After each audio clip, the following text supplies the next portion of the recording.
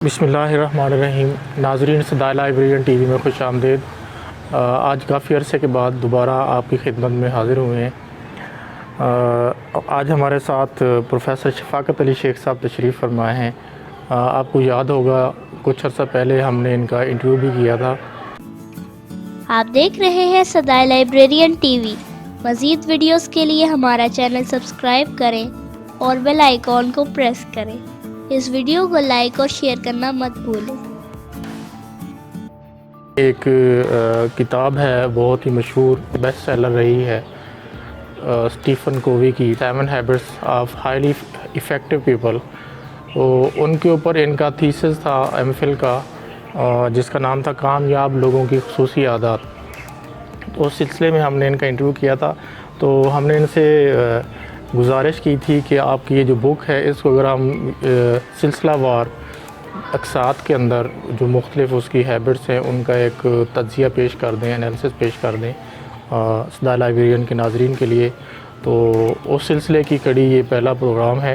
तो आज हम कोशिश करेंगे कि इस किताब का एक छोटा सा इंट्रोडक्शन आपके सामने रख दिया जाए और साथ में उसकी जो पहली आदत है इस किताब की और उसका भी कुछ खुलासा आपके सामने पेश किया जाए। जी प्रोफेसर साहब। बिस्मिल्लाहिर्रहमानिर्रहीम। सबसे पहले मैं आपका शुक्रिया अदा करता हूँ कि आपने सदाए लाइब्रेरियन के इस टीवी चैनल के ऊपर मुझे इजहार ख़याल का मौका फ़राहम किया।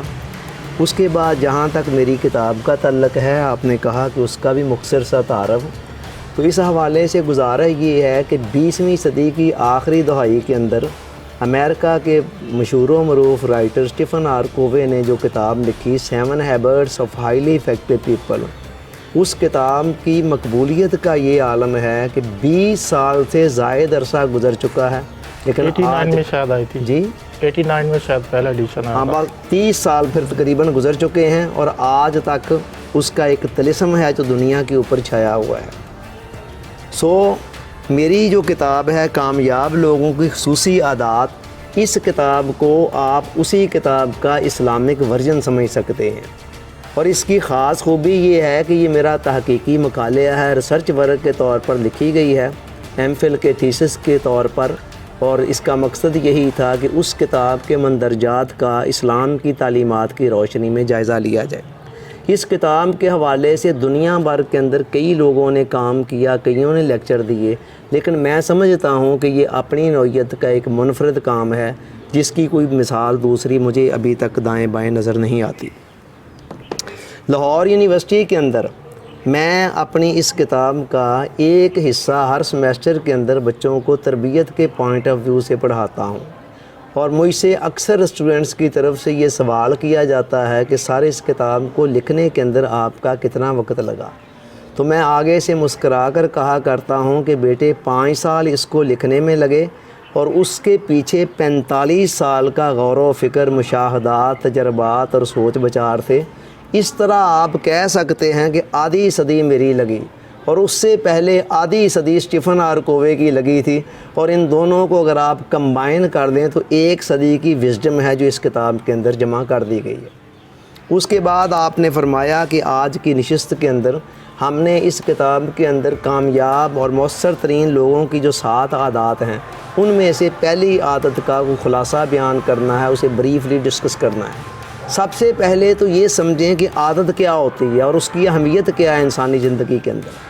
सादा सी डेफिनेशन आदत की ये की जा सकती है कि हर वो काम जिसे आप तबीयत की ख्वाहिश और रग़बत के साथ बार बार सर अंजाम देते हैं तो वो आपके लिए एक ऑटो पे चला जाता है, एक आदत बन जाती है।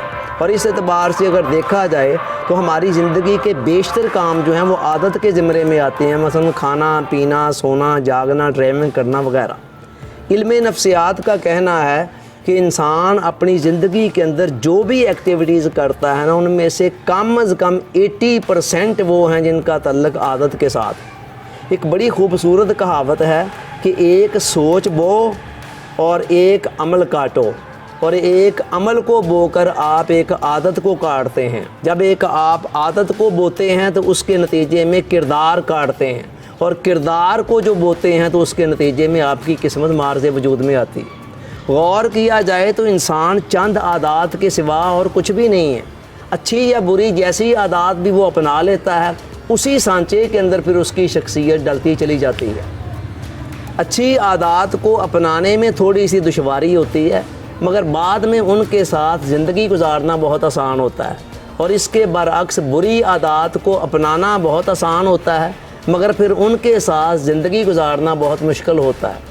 हमारा अलमिया ये है कि बचपन के ज़माने में जब अक़ल के अंदर अभी इतनी मैच्योरिटी नहीं आई होती, हम क्या करते हैं, दानिस्ता या नादानिस्ता कुछ ऐसी आदत के शिकार हो जाते हैं कि जो आगे चलकर हमें नुकसान पहुंचाती है। लेकिन खुशी की बात यह है कि इंसान अपनी ज़िंदगी की किसी भी स्टेज पर किसी भी आदत को छोड़ सकता है और किसी भी नई आदत को अपना सकता है और किसी भी आदत को चेंज कर सकता है। यही इल्म नफ्सियात का मौक़िफ़ है और इसी की तस्दीक कुरान और हदीस से होती है। इस ज़रूरी तमहीद के बाद अब हम आते हैं इस किताब की पहली आदत की तरफ, जो बकिया आदत के लिए एक बेस की, एक फाउंडेशन की हैसियत रखती है। उस आदत को हमने यहाँ उर्दू तर्जमे के अंदर ये नाम दिया है कि ज़िम्मेदारी कबूल करना। इसके लिए अंग्रेज़ी ज़बान के अंदर प्रोएक्टिव का लफ्ज़ इस्तेमाल होता है, जिसका डिक्शनरी के अंदर तर्जमा है कि पेश कदमी के ज़रिए सूरत हाल पर काबू पाने वाला। हमने इस किताब के अंदर इस आदत को या इस लफ्ज़ को बतौर ख़ास दो मानों में लिया है। नंबर एक कि इंसान के साथ जो कुछ भी पेश आता है, इंसान इस बात को एडमिट करे कि उसका जो रिस्पॉन्स करना है ना, वो मुकम्मल तौर पर मेरे इख्तियार में है।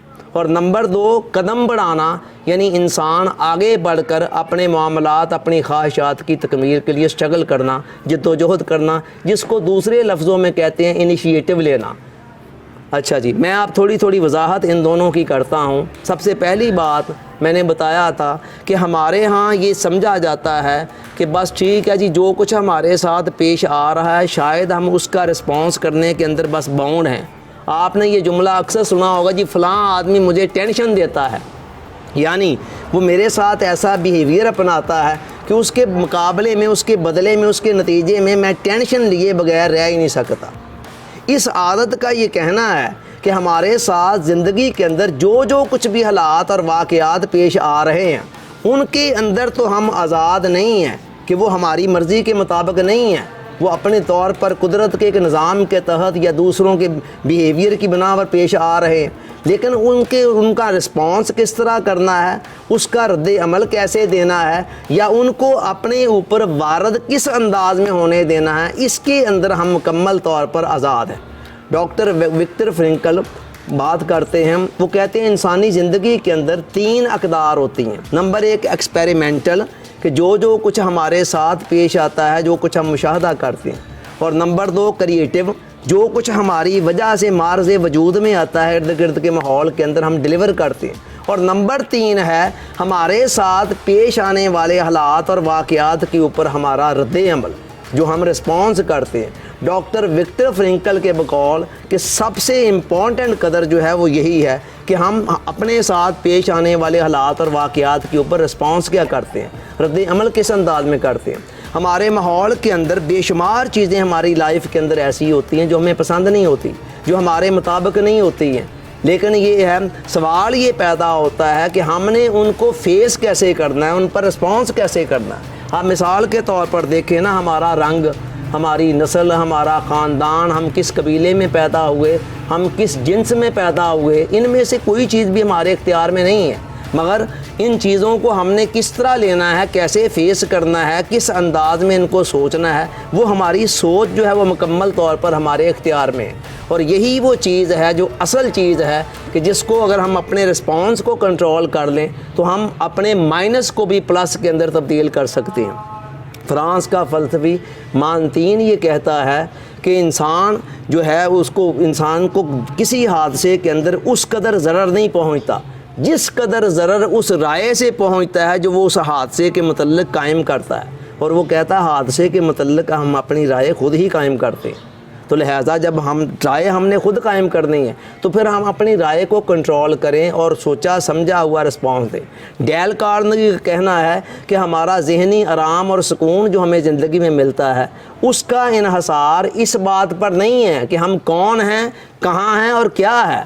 اس کا انحصار ہمارے ذہنی رویے کے اوپر ہوتا ہے، خارجی حالات کا عمل دخل اس میں بہت کم ہوتا ہے۔ اور اس کی ایک سمپل سی مثال دیتا ہوں کہ 1.5 سال کی عمر کے اندر اندھی، بہری اور گونگی ہونے والی ہیلن کیلر یہ کہتی ہے کہ خدا نے مجھے اتنا کچھ دیا ہے کہ میرے پاس یہ سوچنے کے لیے وقت ہی نہیں ہے کہ قدرت نے مجھے کیا کچھ نہیں دیا۔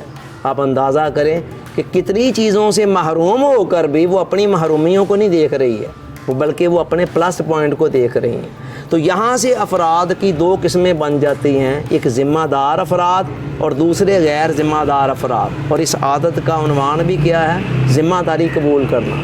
جو ذمہ دار افراد ہوتے ہیں وہ کہتے ہیں ٹھیک ہیں، جو حالات اور واقعات میں پیش آ رہے ہیں ان کے اوپر تو ہمارا کنٹرول نہیں ہے، لیکن ان کا جو رسپانس ہم نے کرنا ہے وہ تو ہمارے اختیار میں ہے۔ تو ہم اپنا رسپانس جو ہے وہ سوچ سمجھ کر کریں گے، بیسٹ رسپانس دیں گے، جو رسپانس صحیح معنوں میں ہونا چاہیے۔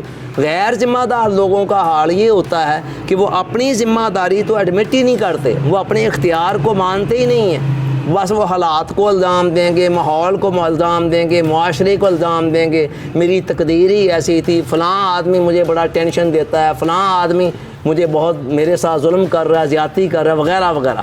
تو وہ ساری زندگی حالات کا رونا روتے رہتے ہیں۔ سمجھنے والی بات یہ ہے کہ اللہ تعالیٰ نے اس دنیا کو ہمارے لیے ایک امتحان گاہ بنایا ہے۔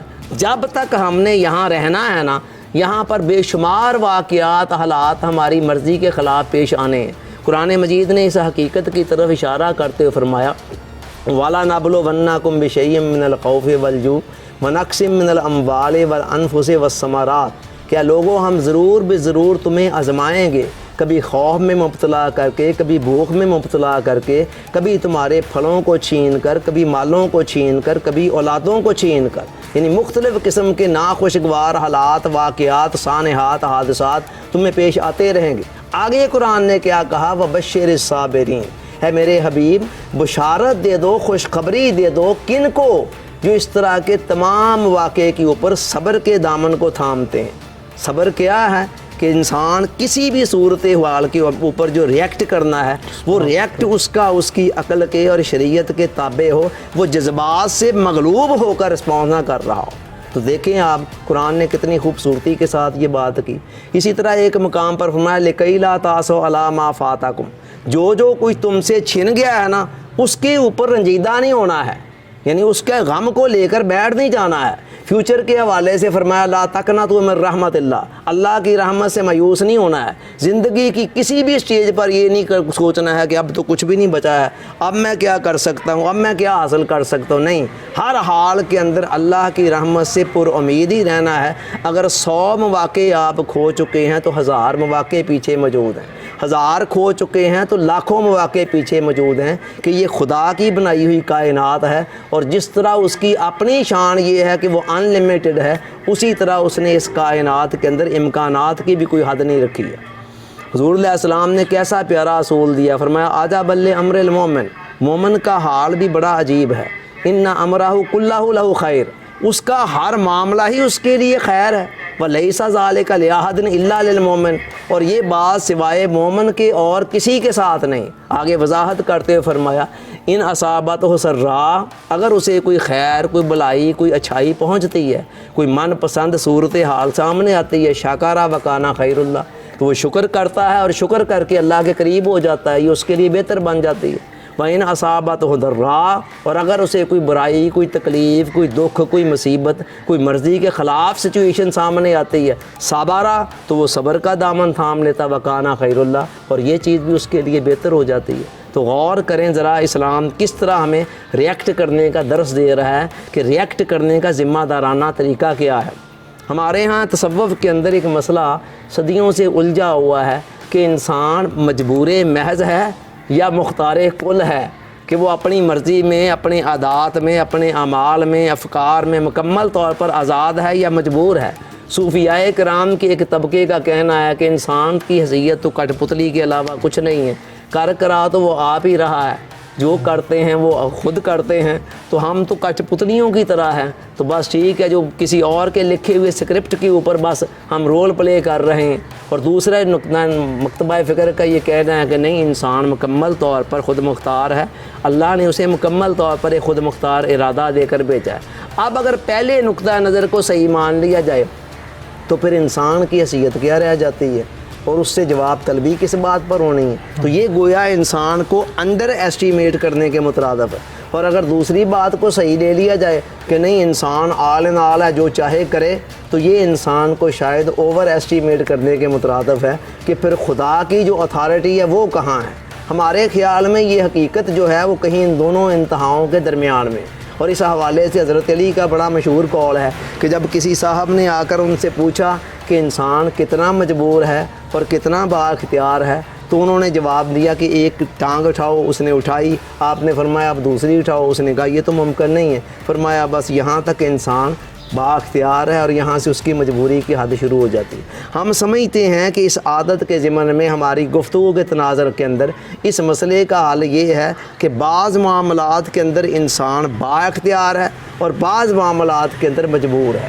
مجبور کہاں ہے؟ جو کچھ حالات، واقعات، سانحات اس کے ساتھ پیش آنے ہوتے ہیں، ان میں تو وہ مجبور ہے کہ وہ اپنی مرضی کے مطابق ان کو نہیں چینج کر سکتا، ان کو نہیں روک سکتا، لیکن ان کے اوپر جو ریئیکٹ کرنا ہوتا ہے، رسپانس دینا ہوتا ہے، اس کے اندر انسان مکمل طور پر با اختیار ہے۔ اور اسی کے حوالے سے خدا کی بارگاہ میں اس کی جواب طلبی ہے، اس سے پوچھا جانا ہے کہ کس سچویشن کے اندر تم نے کس طرح کا رسپانس دیا تھا۔ یہ ہے انسانی زندگی کی کل کہانی۔ اب اسی بات کے تھوڑا آگے بڑھاتے ہوئے ہم دیکھتے ہیں کہ ہمارے ساتھ جو واقعات پیش آتے ہیں، جو حالات پیش آتے ہیں، یا جو مسائل ہماری زندگی کے اندر آتے ہیں، ان کو حل کرنے کا ذمہ دارانہ طریقہ کیا ہے، پرویکٹیو میتھڈ کیا ہے۔ تو اس حوالے سے ہمیں سمجھنا چاہیے کہ ہماری زندگی کے کل حالات، واقعات، مسائل کو ہم 3 حصوں میں ڈیوائیڈ کر سکتے ہیں، 3 کیٹیگریز کے اندر ڈیوائیڈ کر سکتے ہیں۔ نمبر 1، وہ ایسے معاملات جو براہ راست ہمارے کنٹرول میں ہیں، مثلا میرا اپنا رویہ، میری عادتیں، میرا سونا، جاگنا، کھانا پینا، مختلف قسم کے کام کرنا وغیرہ وغیرہ، یہ میرا بیہیویئر، یہ سارے کا سارا میرے اپنے اختیار میں، میں نے اپنی مرضی سے اس کو چوز کرنا ہے۔ کوئی مجھے مجبور نہیں کرتا ہے کہ تو ایسے نہ کر یا ایسے کر، اس معاملے میں یوں نہ کر، وہ کر، وغیرہ وغیرہ۔ یہ ہیں مکمل طور پر وہ معاملات جو ہمارے اپنے اختیار میں۔ اس کے علاوہ کچھ معاملات ایسے ہیں جو ڈائریکٹلی تو ہمارے اختیار میں نہیں ہیں، مگر انڈائریکٹلی کسی نہ کسی درجے میں ہمارا اختیار وہاں ہوتا ہے۔ مثال کے طور پر ہمارے ارد گرد کے ہمارے ماں باپ، بہن بھائی، بیوی بچے، دوست احباب، ہمارے باس، ہمارے ماتحت، ان لوگوں کے جو بیہیویئرز ہیں، ایٹیچیوڈز ہیں، وہ مکمل طور پر ہمارے اختیار میں اس طرح نہیں ہے جیسے ہمارے اپنے بیہیویئرز ہیں ہمارے اختیار کے اندر، لیکن وہ مکمل تو اس طرح تو نہیں ہے، لیکن کسی نہ کسی درجے کے اندر ہے بھی کہ ہم انڈائریکٹلی کئی مرتبہ ان کو بھی سمجھا بجا کر، ریکویسٹ کر کے، کہیں حکم دے کر، کہیں کسی انداز میں مشورہ دے کر ان کے بیہیویئرز کو بھی کسی نہ کسی درجے میں چینج بھی کر سکتے ہیں، مگر وہ اس حد تک نہیں ہے جس حد تک ہمارے اپنے۔ اس کے بعد تیسری کیٹیگری ان معاملات کی ہیں جو کسی بھی درجے کے اندر جن پر ہمارا کنٹرول ہی نہیں ہے، انکنٹرولیبل ہیں۔ وہ کیا ہیں؟ بے شمار معاملات۔ مثال کے طور پر میں جس خاندان میں پیدا ہوا ہوں، اب یہ تو نہیں ممکن ہے نا کہ میں اس خاندان کے علاوہ میری شناخت کوئی اور بن جائے۔ میں جس جنس میں پیدا ہوا ہوں وہ بھی وہی رہنی ہے، جو میرا رنگ ہے، جو شکل ہے، وغیرہ وغیرہ، وہ بھی وہی رہنی ہے۔ اس کے علاوہ میری ذات کے باہر بھی بہت سے معاملات ہیں۔ تیسری جنگ عالمی جنگ کب لگتی ہے، کب نہیں لگتی ہے، اس پہ میرا کوئی اختیار نہیں ہے۔ نہ لگانے والوں نے مجھ سے پوچھ کر لگانی ہے، نہ ہی اس نے بند مجھ سے پوچھ کر ہونا ہے۔ تو اب اس طرح کے معاملات ایسے ہیں، ہر شخص کی زندگی میں کئی معاملات ایسے ہوتے ہیں جن پر ان کا کوئی کنٹرول بھی نہیں ہوتا۔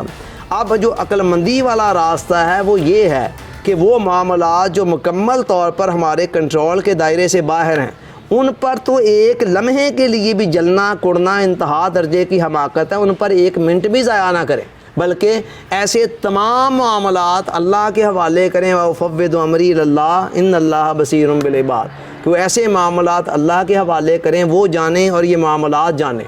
اس کے بعد جہاں تک ان معاملات کا تعلق ہے جو ڈائریکٹ ہمارے کنٹرول میں نہیں ہیں لیکن انڈائریکٹلی ہے کہ ہمارے ارد گرد کے جو لوگوں کے جو بیہیویئر ہیں وہ کسی نہ کسی درجے میں ہماری مرضی سے چینج بھی ہو سکتے ہیں لیکن 100% ہماری مرضی کے مطابق چینج نہیں ہوگے، ایسے معاملات کے اندر جہاں جہاں سمجھا بجا کر کوئی کام بہتر کیا جا سکتا ہے وہاں پر کریں، اور جس حد تک نہیں پاسبل اس کے لیے بھی جلنے کڑنے سے گریز کریں، اپنی توانائیوں اور انرجیوں کو دوسروں کے رویہ جات کے متعلق سوچ کر خام کا ضائع نہ کریں، ورنہ زندگی کے اندر پازیٹیو کاموں کے لیے ہمارے پاس وقت بہت کم بچے گا۔ اس کے بعد جہاں تک وہ پہلی کیٹیگری کا تعلق ہے ہمارے اپنے کنٹرول میں، ڈائریکٹ کنٹرول میں، یہ ہے وہ جگہ جہاں ہمیں اصل میں فوکس کرنا چاہیے، اپنے آپ کو پالش کرنے میں، اپنے آپ کو نکھارنے میں، اپنے آپ کو بہتر بنانے میں، اپنے آپ کو امپروو کرنے میں، اپنی کمیوں خامیوں پر قابو پانے میں۔ تو سب سے زیادہ فوکس ہمارا یہاں ہونا چاہیے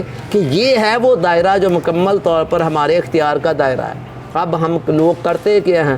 غلطی یہ کرتے ہیں کہ جہاں ان کا اختیار ہوتا ہے وہاں وہ اختیار اپلائی نہیں کرتے، اور سارے زمانے پر تبصرے ہو رہے ہیں، تجزیے ہو رہے ہیں، جی فلانا ایسے کر رہا ہے، ٹمکانا ایسے کر رہا ہے، فلانا آدمی مجھے ٹینشن دیتا ہے، اس کا طرز عمل میرے ساتھ صحیح نہیں ہے، فلاں معاملے میں کیا بنے گا، فلاں میں کیا بنے گا۔ تو سارے زمانے بھر کے تجزیے انالیسز ہم کرتے رہتے ہیں، اور جو ہمارے اختیار کا دائرہ تھا جہاں واقعی ہم کچھ نتائج لے سکتے تھے وہ نتائج لیتے نہیں ہیں۔ نتیجہ یہ نکلتا ہے with the passage of time, وقت کو فضول ضائع کر کے جل کر کڑ کر ہم اپنی انرجیاں توانائیاں نیگیٹو چیزوں کے اندر ضائع کرتے چلے جاتے ہیں، اور دن بدن ہماری محرومیوں کے اندر اضافہ ہوتا چلا جاتا ہے۔ ذمہ دار لوگ اس فرق کو ذہن نشین رکھتے ہیں اور وہ سب سے زیادہ فوکس اپنے اختیار کے دائرے میں کرتے ہیں۔ میں نے آغاز میں بتایا تھا کہ اس عادت کو ہم دو پہلوؤں میں لیتے ہیں۔ دوسرا پہلو کیا ہے؟ انیشیٹو لینا۔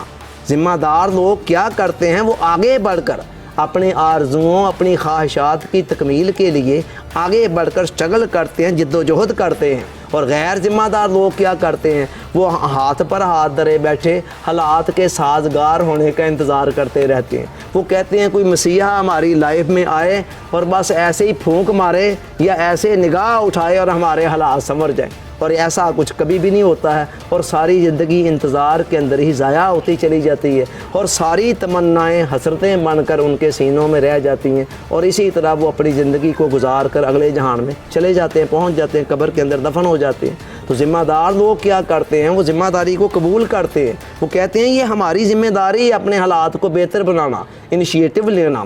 خالق کائنات نے انسان کو دنیا کے اندر اپنا خلیفہ بنا کر بھیجا ہے، تو اس کو ظاہر ہے کچھ اختیارات بھی تو دیے ہیں نا۔ وہ کہتا ہے اذ قال ربک للملائکۃ انی جاعل فی الارض خلیفہ، کہ میں زمین کے اندر خلیفہ نائب بنا رہا ہوں، تو ظاہر ہے کچھ نائب کو اختیارات بھی دیے ہیں۔ قرآن مجید نے کئی جگہوں پہ اشارہ کیا ان اختیارات کی طرف، فرمایا هو الذی خلق لکم ما فی الارض جمیعا، وہی تو ہے کہ جس نے زمین کے اندر جو کچھ بھی ہے وہ سارا کچھ تمہارے لیے پیدا کیا۔ اور دوسری مقام پر فرمایا وَسَخَّرَ لَكُم مَّا فِي السَّمَاوَاتِ وَمَا فِي الْأَرْضِ جَمِيعٌ مِّنْهُ، کہ اللہ تعالیٰ نے زمین اور آسمان کے اندر جو کچھ بھی ہے وہ سب کچھ ہی تمہارے لیے مسخر کر دیا ہے، تمہارے کنٹرول میں دے دیا ہے۔ اللہ تعالیٰ نے کائنات کی ہر چیز کے اندر مسخر ہونے کی صلاحیت رکھ دی ہے انسان کے لیے، لیکن اب اگلا کام انسان کو کرنا ہے کہ وہ اس صلاحیت کو پریکٹیکلی استعمال میں لاتے ہوئے ان چیزوں کو مسخر کر کے ان سے کام لیں۔ فرمایا لیس للانسان الا ما سعی، کہ انسان کے لیے وہی کچھ ہے جس کی وہ اسٹرگل کرتا ہے، جد و جہد کرتا ہے۔ اگر بندہ کہے کہ میرے حصے کا کام بھی خدا ہی آ کر کرے تو یہ کام کبھی نہیں ہوگا۔ یہ تو بنی اسرائیل والی بات ہو جائے گی نا، انہوں نے کہا ہے موسیٰ آپ اور آپ کا خدا جا کر لڑیں، ہم تو یہاں بیٹھے ہوئے، سوال ہی پیدا نہیں ہوتا، یہ کبھی نہیں ہوگا۔ اللہ کہتا ہے ان اللہ لا یغیر ما بقوم حتی یغیروا ما بانفسہم، اللہ تعالیٰ کسی قوم کی حالت کو اس وقت تک تبدیل نہیں کرتا جب تک وہ خود تبدیل کرنے کے لیے تیار نہ ہو جائیں۔ گویا آپ یوں سمجھ لیں معاملہ 50-50 کا ہے، 50% خدا کے حصے میں ہے اور 50% بندے کے حصے میں۔ بندہ اگر کہے میرے والا بھی 50 خدا کر دے تو ایسا کبھی نہیں ہونے لگا۔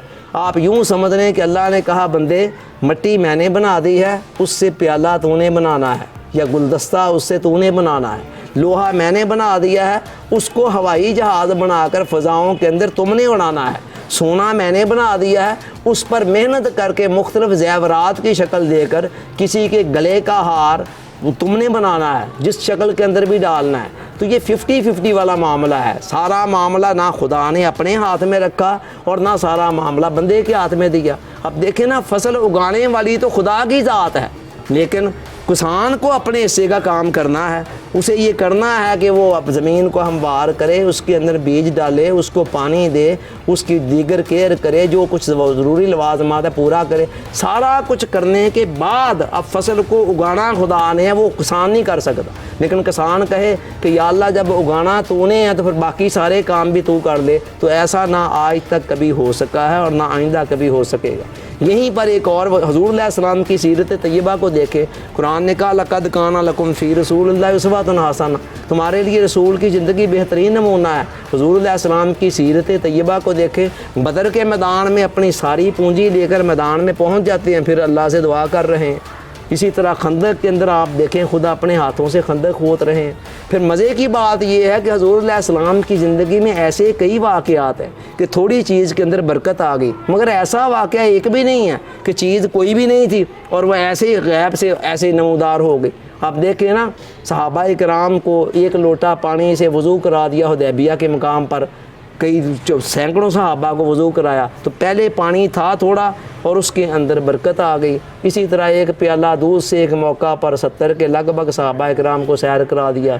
हज़रत जाबर के घर के अंदर थोड़ा सा खाना था, पूरे लश्कर को खिलवा दिया, वगैरह वगैरह। तो ऐसे मामलात हमें नज़र आते हैं, मगर ऐसा यानी असबाब के पर्दे के अंदर अल्लाह की मदद आ रही है। ऐसा मौका कोई भी नहीं है कि कुछ भी नहीं है और हुज़ूर अलैहिस्सलाम ने ऐसे फ़ज़ा में हाथ बुलंद किया और वहाँ से कोई चीज़ आपके हाथ में आ गई। तो कायनात का निज़ाम अल्लाह ताला ने असबाब की कड़ियों के अंदर परो दिया है। और यहाँ पर वजाहत कर दूँ, हमारे यहाँ एक तवक्कल का जो मसला है उसकी भी का और बहुत से सवाल मेरे जहन में आ रहे हैं, लेकिन चूंकि वो प्रोग्राम ज़्यादा लंबा हो जाएगा। अच्छा, तवक्कल का जो मसला है, चलिए वो सवाल फिर बाद में कर देंगे। बल्कि मैं ये भी कह रहा हूँ, सोच रहा हूँ कि जो नाजरीन हैं हमारे जब ये देखेंगे तो उनके जहन में भी बहुत से सवाल आएंगे। जी जी, तो वो नीचे कमेंट सेक्शन में वो सवाल लिखें ताकि हम उनको नेक्स्ट किसी भी सेशन के अंदर। जी बिल्कुल, जी बिल्कुल, ज़रूर। बड़ी खुशी होगी अगर नाजरीन की तरफ से सवाल मेरे जहन में हैं, वो फिर हम उसको भी देख जी उसको भी देख लेंगे। तवक्कल का मसला आप ये देखें कि इसके अंदर भी दो इंतहाएँ हमें नज़र आ रही हैं। एक इंतहा वो है जो कहते हैं जब सब कुछ खुदा नहीं करना है तो बस ठीक है, फिर खुदा ही करे। ये तवक्कल नहीं, बल्कि इसको आप तात्तुल कह लें। सस्पेंड का लफ्ज़ नहीं अरबी ज़बान के अंदर, अपने आप को बिल्कुल मुअत्तल कर देना, ठीक है, इसको तात्तुल आप कहें, ये तवक्कल नहीं है, ये इस्लाम का तसव्वुर थे। इसके मुकाबले में एक दूसरी इंतहा है जहाँ बंदा कहता है बस जो कुछ करना है अपनी कुव्वत बाजू से ही करना है, ये तकदीर वगैरह की बातें खाम खा, ये मौलवियों की बातें हैं या ये ऐसी ओल्ड बातें हैं, जो कुछ करना है मतलब मार दाड़ कर दिया ना, खुद ही करनी है। इसको आप ताक्कुल कह लें कि जहाँ अकल को ओवर एस्टीमेट करके सब कुछ अकल के खाते में डाला जाए। तवक्कल इन दोनों इंतहाओं के दरमियान में है। तवक्कल ये है कि किसी भी मामले को पाया तकमील तक पहुँचाने के लिए जो कुछ आपके हाथ में है, असबाब की कड़ियाँ जो आप मिला सकते हैं वो मिलाएं, वहाँ पर कोई कमी ना छोड़ें। और उसके बाद जब नतीजे की बारी आए तो वो अल्लाह पर छोड़ दे कि माली दा कम पानी देना पर मशकां पावे, मालिक दा कम फल फुल लाना लावे या ना लावे। मौलाना वहीदुद्दीन खान साहब का बड़ा खूबसूरत जुमला है, वो कहते हैं मोमन कोशिश के मामले में मुजाहद होता है और नतीजे के मामले में मतवक्कल। जब कोशिश की बात आती है तो मुजाहद बन जाता है, पूरी स्ट्रगल करता है, नतीजे की बात आती है तो मतवक्कल बन जाता है। ये ज़िम्मेदार लोग इस नुक्ता को पूरी तरह समझते होते हैं। तो मैं अपनी गुफ्तगू के एंड में ना इस किताब के अंदर ज़िम्मेदार और गैर ज़िम्मेदार लोगों की आदत को एक चार्ट की सूरत में मैंने वाज़े किया है कि दोनों में फ़र्क क्या है। ये देखें, इधर ज़िम्मेदार लोग हैं और ये गैर ज़िम्मेदार लोग। तो चंद एक डिफरेंस बताए गए हैं कि ज़िम्मेदार लोग क्या हैं, वो ज़िंदगी की गाड़ी के ड्राइवर होते हैं और गैर ज़िम्मेदार वो ज़िंदगी की गाड़ी के मुसाफिर होते हैं। हम मुसाफिरों और ड्राइवरों का फ़र्क आप समझ सकते हैं कि ड्राइवर मुकम्मल तौर पर गाड़ी पर उसका कंट्रोल, जहाँ मर्ज़ी ब्रेक लगा दे, जहाँ मर्ज़ी चला दे, जहाँ मर्ज़ी मोड़ दे, लेकिन मुसाफिर बेचारा पीछे बैठा जिधर उसको गाड़ी लिए जा रही है। इसी तरह वो मुसाफिर लोग, गैर ज़िम्मेदार लोग हालात के रहमो करम पर होते हैं। इमाम मेहदी के इंतज़ार में। हाँ जी अच्छी बात की आपने। दूसरा फ़र्क देखें, ये तारीख़ के अमल होते हैं कि तारीख़ के ऊपर अमल करते हैं। ये तारीख़ को ख़ुद बनाने में किरदार अदा करते हैं, और वो तारीख़ के मामूल होते हैं कि जिन पर तारीख़ अमल करती है और चंद साल की ज़िंदगी गुजार कर तारीख़ के कूड़ा दान के अंदर वो गुम हो जाते हैं। उसके बाद देखें, इनका रिमोट इनके अपने हाथ में होता है, लिहाजा वो अपने मूड के ख़ुद मालिक होते हैं, और उनका रिमोट खारजी हालात और दूसरे लोगों के हाथ में होता है। जैसे रिमोट से आप चैनल नहीं चेंज करते हैं, इसी तरह खारजी हालात और यही चीज़ें उनके मूड का तयन करती है। बस किसी ने एक बात कर दी, सारे दिन के लिए मूड ऑफ हो गई, उसने सुबह सुबह बात ही ऐसी कर दी है। फिर ज़िम्मेदार लोग, इनकी मिसाल सादा पानी की सी होती है, जिसको हिलाने जुलाने से उसमें उबाल नहीं पैदा होता। सादा पानी को जितना मर्जी हिलाएं। और गैर ज़िम्मेदार लोगों की मिसाल सोडा वाटर की बोतल की सी होती है कि जो ज़रा सा हिलाने जुलाने या नमक डाल देने से उबलना शुरू कर देती है। बस एक जुमला बोल दें आप और उनका पारा है इतना हाई हो गया, गुस्सा कंट्रोल में नहीं आ रहा। फिर ज़िम्मेदार लोग, इनकी मिसाल थर्मास्टेट की सी होती है जो हरारत को कंट्रोल करता है, और गैर ज़िम्मेदार लोगों की मिसाल थर्मामीटर की होती है जो हरारत को 1 मिनट में शो कर देता है।